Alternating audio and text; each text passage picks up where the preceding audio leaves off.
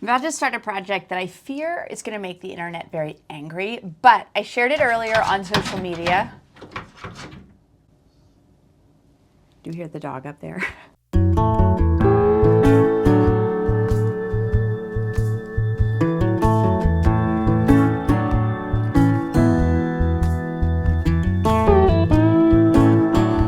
Let me back you up, show you what I am thinking of doing, and then you tell me, am I ruining this? Are you angry? I'm not bringing you into the closet because I'm just not. I bought this painting back when we moved into our house in Connecticut for the first time. So we were leaving the city. I needed to fill our house, and I found this for $40 at a local consignment store. It was a little bit weird, which is why I loved it, but it was big and great colors, but I think you'll see why I've never hung it. I have done the research, and as far as I can tell, this is a local woman, not like a famous artist or anything, just a local woman. This is not a famous painting by any stretch. She just was a painter in her late life. It is titled Aunt Rose, and I don't know, it was in a consignment store, so clearly the family or someone didn't need it. I loved it, but here's the issue. I mean, it's so big. Obviously, what I really liked about it were the colors. I just love the style. I love the way she used really bright, cheerful colors as kind of the shadows, and that's right up my alley. It's just got a beautiful quality to it. Here's what has kept me from hanging it. Unlike my entire living room that is filled with portraits of women, this feels like someone that I should know. There's a certain intimacy to it, there's a certain familiarity to it, and if this were someone in my family, I would hang it in a heartbeat. Because I don't know her, it feels like I just have this random woman hanging on my wall. This feels overly familiar. So I want to undo that. I want to change this. I want to add some stuff to it and make this into a painting that I might actually use and hang and love. Here's where my social media audience reframed this for me. They said that it's almost like I'm collaborating with the original artist to make this into a new painting, and I love that. My first thought was to bring in some collage elements to this backdrop. I have some choices. This is some wrapping paper that I just have in my storage area. I found 3 different wrapping papers at HomeGoods that I sort of liked. This would be an option, and then I could maybe layer some paint on top of it. What do we think? I don't hate that. Last but not least, I have this. You know these pads of craft paper? They had some at Michael's that were on sale, and they were like $3 a piece. Normally they're like $20 or something just obscene. The problem with these is that most of the paper, in my opinion, is just really ugly. And so this pad of paper had one paper that I didn't hate. Oh, there it is. That feels a little dreary. So I have to narrow this down. Okay, so let's review the assignment.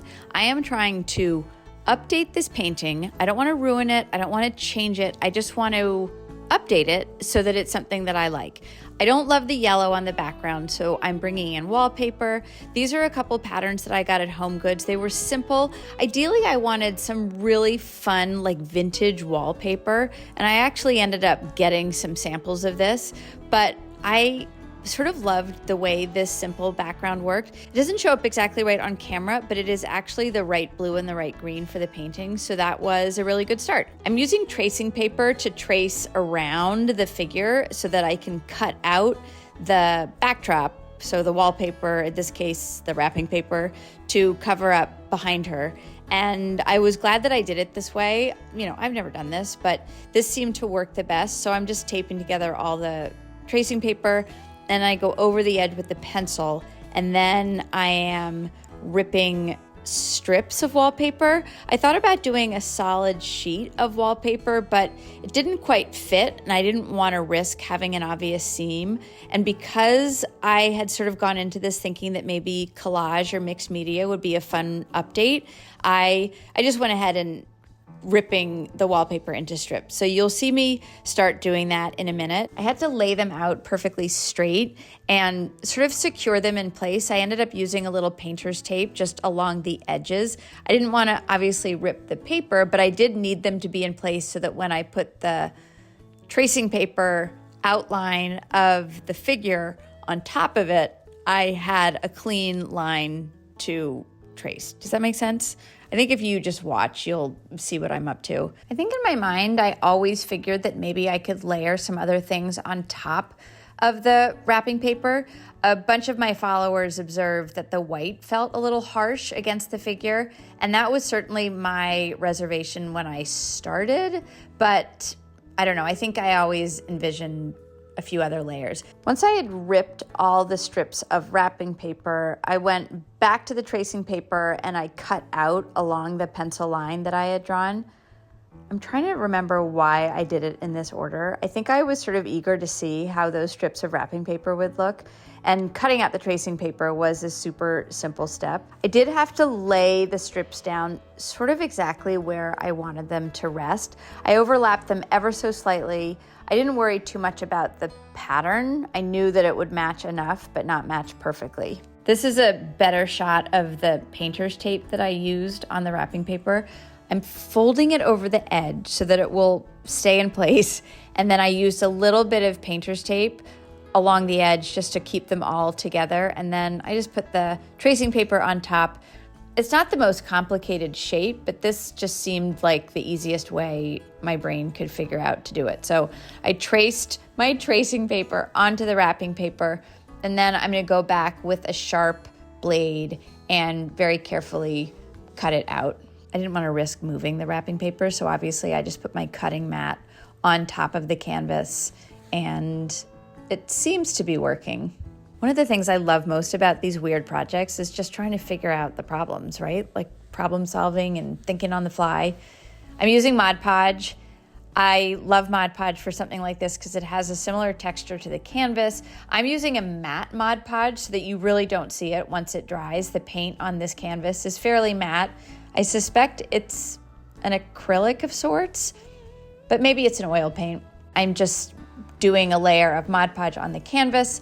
Then I'm putting a layer of Mod Podge on the back of the wrapping paper. This will help with any bubbling that may or may not happen. Then I am putting the paper back down onto the Mod Podge and doing another layer on top of it. And again, because the Mod Podge is matte, you don't notice when it bleeds over onto the painting itself, which was intentional. I didn't want to have any shiny bits.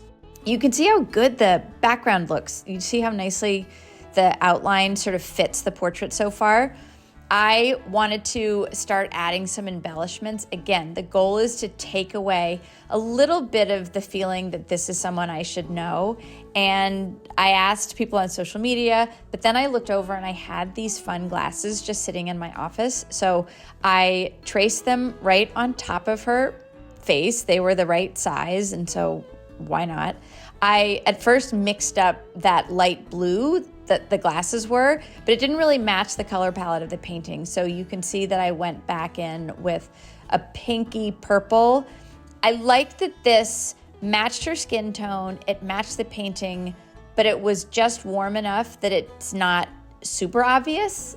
Like obviously you can tell they're sunglasses, but it doesn't jump out at you. So the painting still sort of feels like her. And then what you saw a minute ago was just some gel medium. That's something you can add to your paint to build up texture. I added it to my paint just to give it a little transparency for the sunglasses. I'm trying to copy the painting style of the original portrait, so you just let me go over the wrapping paper with some colors, the way she had done to sort of outline and add shadows to the original figure. And then this is the first layer of painted pattern that I'm adding onto the wrapping paper. I really think it makes a big difference. I didn't want it to be super matchy-matchy. I wanted this to feel pretty organic and kind of obvious that maybe this was added after the fact by me. And I just built this up carefully. I wasn't confident at this point that I had done it right, but I did keep adding to that background painting, and I think it turned out.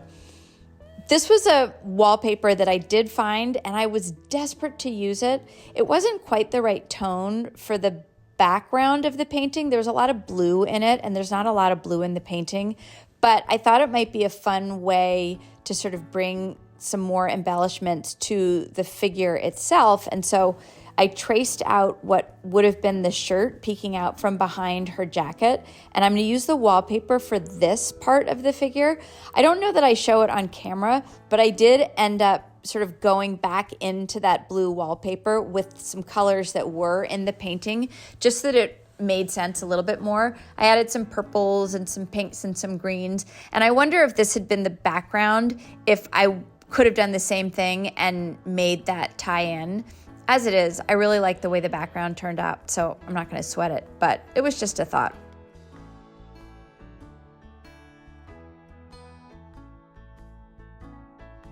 Okay, obviously Aunt Rose, that's the name of the woman in this portrait.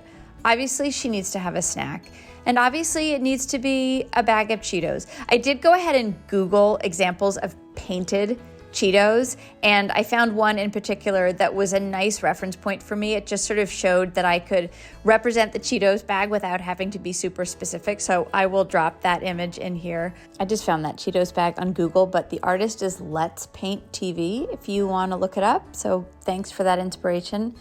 A couple of my followers suggested that Aunt Rose looked like she'd be wearing a flower crown, and I love that idea, so I went ahead and I sketched that in as well. I'm trying to use really loose paint strokes just because that's what the original painting was like. It also is easier for me because I am not a very specific painter. So you can see it coming together. I didn't overthink it. I just painted. I mean, the Cheetos bag is iconic. You don't need to have every detail perfect. And that's sort of what that painting did for me, is that it just showed that I didn't need to be too particular about the details. So I did what I thought I needed to do. Here I am adding some shading underneath the Cheetos bag with the same purple that is present in the rest of the painting. I would go back in and add little details to the background. I don't want to brag, but I'm in my garage, and for 1 or 2 months a year, I mean max, what am I kidding? It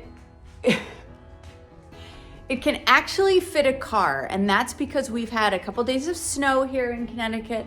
And I just want to celebrate the fact that a car can actually fit in here.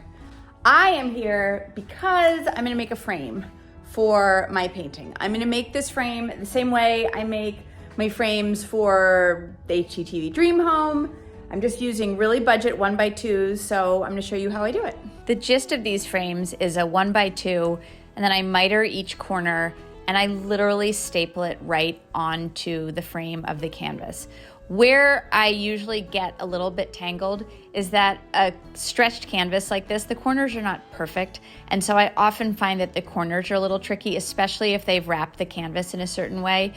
But that's where a little bit of wood fill, a little bit of, zhuzhing, I can usually get the corners pretty close, at least from the front. And that's what I did here. I wasn't sure what color I was going to paint it, but I can never resist bringing in a poppy color, and this, I think it's green apple maybe. This was a paint that I had that just seemed perfect. I didn't think about it at the time, but it was a happy accident. I only painted one side and then the ends of my lumber, and what that means is that the edge closest to the canvas is actually an unpainted pine. It looks amazing. Obviously, I could have quickly gone back and painted the inside edge too, but I love that the part of the frame that is visible against the canvas isn't that bright green and doesn't take away from it. When I turn this around, you'll see what I mean. But I essentially just used my brad nailer and I tacked the 1x2 in place, and she looks real good, you guys. This is where I'm going to put her. This is a little corner in our family room. It's a big enough space for that canvas, and I think it'll be a nice little fun pop of color in this space. It's sort of a dark room because we have a front porch and then there's not really a window on the other side. So I'm just gonna hang her here and see what I think. I didn't have a hammer, so I'm using just a wrench. Do you guys do that too? If you need to hammer in little brad nails, you just grab whatever.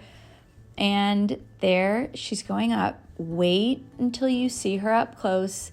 Even our little puppy Rosie was impressed. Remember her from the beginning, scratching, trying to get down? Here she is. I really love how the little details of the paint on the background. I gave her a name necklace. You can see her pride button, obviously the Cheetos, and then again on her shirt. Can you see how I brought in some of the paint colors from the rest of the painting? I love her. It's the same painting that I got earlier, but it is just whimsical and fun and humorous enough that it feels different. And I love how she looks in this space. So I'm officially obsessed. I want to update another painting. Stay tuned.